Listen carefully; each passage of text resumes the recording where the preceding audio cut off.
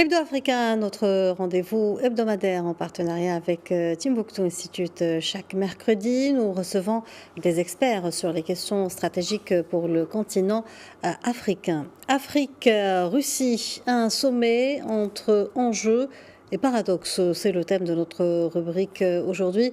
Et pour en parler, nous sommes en direct avec Dr Bakary Samb, directeur régional du Timbuktu Institute. Bonjour Dr Bakary Samb et merci d'être avec nous. Merci de votre aimable invitation. Alors, docteur Bakary Samb, la deuxième édition du sommet Afrique-Russie s'ouvre ce 27 juillet à Saint-Pétersbourg et elle est principalement dédiée au renforcement des partenariats avec le continent. Vous évoquez, je vous cite, un grand mess d'affichage symbolique aussi bien pour Moscou que pour ses partenaires africains. Cette remarque de votre part est-elle alors liée au contexte géopolitique actuel? Oui, il est clair que ce sommet sera pour Moscou une belle opportunité de s'afficher en tant que puissance fréquentable. Après l'invasion de l'Ukraine, le mandat d'arrêt de la Cour pénale internationale contre Poutine et la rébellion inachevée de Wagner. En fait, ce sommet réinscrit quelque part la Russie dans une sorte de normalité au plan international. N'oublions pas aussi que Moscou pourrait en profiter sur un plan communicationnel pour faire le lien, même factice, entre sanctions internationales et limitation de l'exportation des céréales et d'engrais russes, voire ukrainiens, vers l'Afrique, pour mieux en fait culpabiliser ses adversaires de l'OTAN, qui eux, ces adversaires de l'OTAN, mettent le curseur sur le bombardement par la Russie du port ukrainien d'Odessa, qui aura des conséquences incalculables sur l'exportation des céréales, notamment vers l'Afrique. Mais enfin, je pense que ce sommet est aussi celui où la Russie va chercher à démontrer la centralité de l'Afrique dans sa politique étrangère. Et les Africains voient en la Russie une alternative à la relation de domination avec l'Occident. Et il est vrai que l'opinion publique africaine apparaît aujourd'hui comme très favorable à l'engagement russe et peu critique vis-à-vis de Moscou dans le conflit avec l'Ukraine et l'OTAN. Rappelons que, à titre d'exemple, le chef de la diplomatie russe, Sergei Lavrov, a effectué pas moins de 8 visites en Afrique depuis l'invasion de l'Ukraine en mars 2022. Très bien. Vous releviez récemment ce que vous appeliez le paradoxe de la russophilie montante, appelant que malgré la diminution de ses liens économiques avec le continent, l'influence de la Russie en Afrique s'est accrue ces dernières années, surtout depuis le premier sommet de Sochi.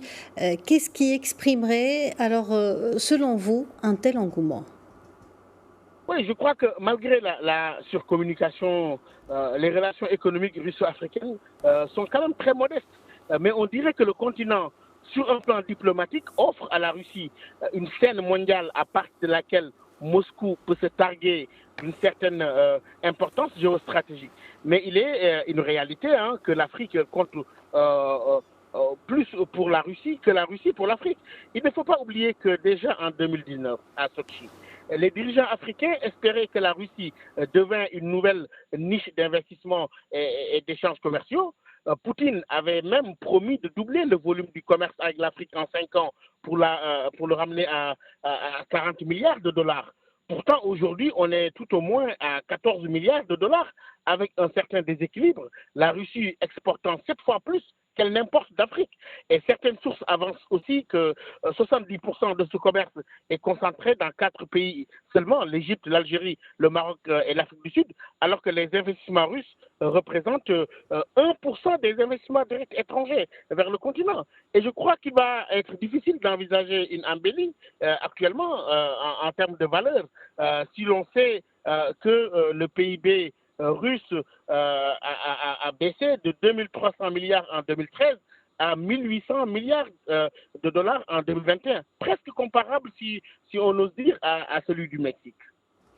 On sait que les problèmes sécuritaires demeurant sur le continent et notamment au Sahel où s'exerce cette influence russe, surtout auprès d'une certaine élite montante en quête d'alternatives. Alors au-delà des perceptions et selon votre appréciation, la présence russe a-t-elle pu avoir un certain impact dans l'évolution de la situation, notamment en termes de stabilité dans la région ? Oui, c'est vrai que les adversaires de la Russie, qui sont assez critiques, considèrent que son action en Afrique est souvent déstabilisante pour certains pays. 6 des 12 pays où intervient la Russie sont effectivement en conflit, alors que par son veto, la Russie arrive à influer sur les opérations de l'ONU au moment où l'instabilité gagne du terrain.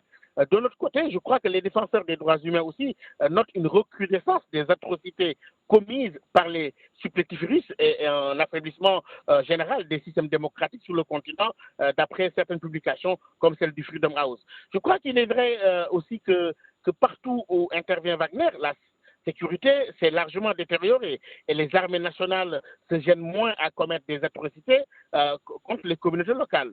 Tout ceci, je pense, nous ramène au constat général selon lequel qu'il s'agisse du recours à la coopération sécuritaire avec les pays occidentaux ou la privatisation de la sécurité avec des supplétifs comme ceux de Wagner, l'Afrique ne pourra jamais mieux compter que sur elle-même, avec une mutualisation des capacités africaines comme premier pas vers ce que j'appelle souvent l'africanisation des solutions.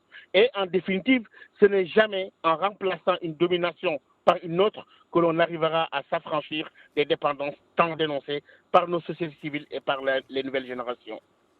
Docteur Bakary Samb, merci d'avoir répondu à nos questions. Je rappelle que vous êtes directeur régional du Timbuktu Institute. Merci de votre aimable invitation.